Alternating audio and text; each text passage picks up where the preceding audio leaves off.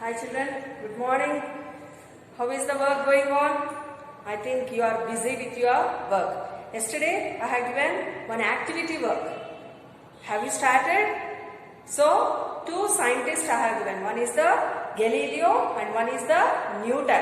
You have to collect the information regarding to our topic. What is our topic?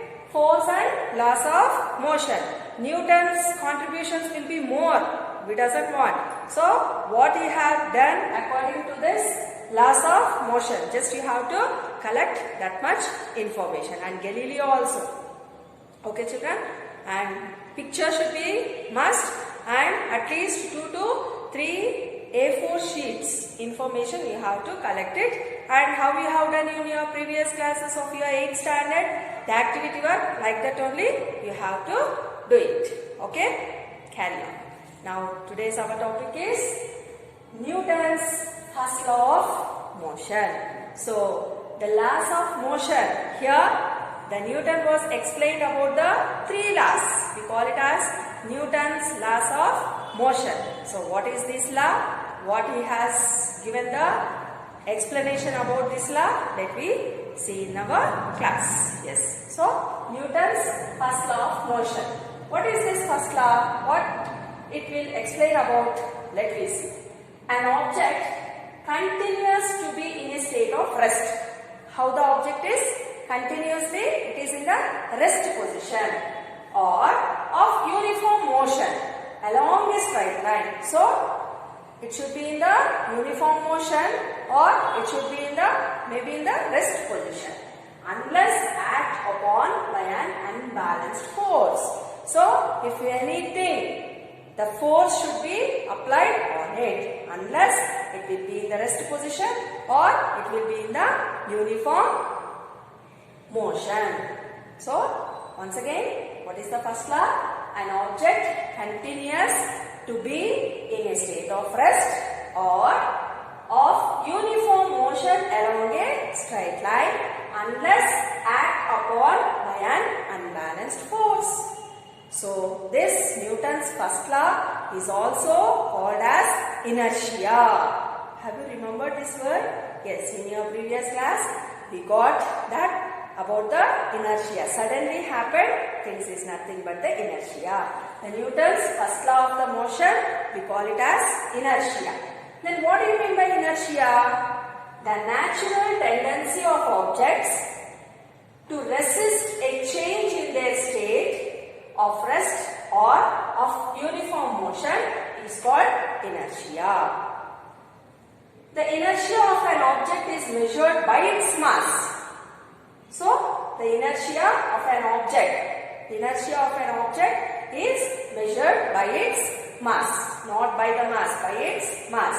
Or we can say the mass of an object is a measure of its inertia. So this sentence we can write another form also. Or, so this sentence or this one. We may both or say the mass of an object is measured of its inertia. Mass is measured in kilograms.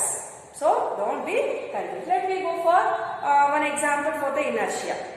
When the car is moving in the uniform speed, uniform motion, suddenly in front of that any dog or any person came. What the driver will do? Sudden brake. Then when the sudden brake happens, inside of the passengers, what they have to do? They are going to lean towards to the front side. That means we are in the rest position. We are sitting in that vehicle. So for us, what it has happened? Unless act upon the unbalanced force, the sudden brake also it will be applied to that person, those who are sitting inside of the car. So suddenly we are going to fall in front of. And another example we can say the carom board. When we are going to play the carom board, what will do children for that? So the carom board, the coins in the pawns will be in the rest position. So we are going to keep the striker, and how we are going? We are just taking this pawn to there? No, we are going to strike by using of the striker suddenly. So then it will be moves. So these are the examples for our inertia. So you can copy down this Newton's first law of motion and what is the inertia in your rough notebook. Okay? Any doubts over that? You can clarify. We see the Newton's laws of motion. Newton's first law of motion states that an object remains in a state of rest or in uniform motion in a straight line unless compelled to change that state by an applied force. So this Newton's first law is also known as inertia. Let me see, what do you mean by the inertia? What is mean by inertia? The natural tendency of objects to remain in a state of rest or in uniform motion is called inertia. This is why the first law of motion is also known as the law of inertia. So here is one activity. You can do, children, that activity. Take a glass. On that you have to keep one small cardboard sheet. Cardboard sheet is nothing but for the notebooks what we are going to use it. You have to keep the coin on that cardboard sheet. So how we are going to play the caroms like that? If you strike off that cardboard sheet, suddenly you have to take it. So that coin will be fallen into the glass. This is called as the inertia. Will you try it? Try. Next, few examples for the inertia. If a striker hits a pile of coins on a carom board, the lowest coin moves out and due to the inertia of rest, the other coins fall down. If a coin placed on the playing card over a tumbler is flicked with the finger due to the inertia of rest, the coin falls down into the tumbler. When we travel in a car and the driver applies the brakes suddenly, we tend to fall forward due to inertia of motion.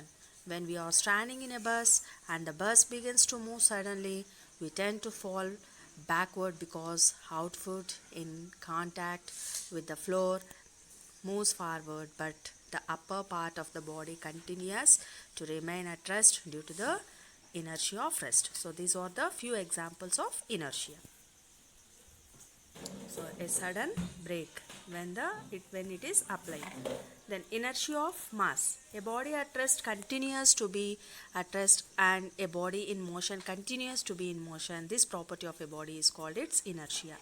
The inertia of a body is measured by the magnitude of force required to change the state of the body. The force required to change the state of a heavier body is more than the force required to change the state of the lighter body. This is because the mass of the heavier body is more than the mass of the lighter body. So the mass of a body is measure of its inertia. So try to do that activity, children. Okay.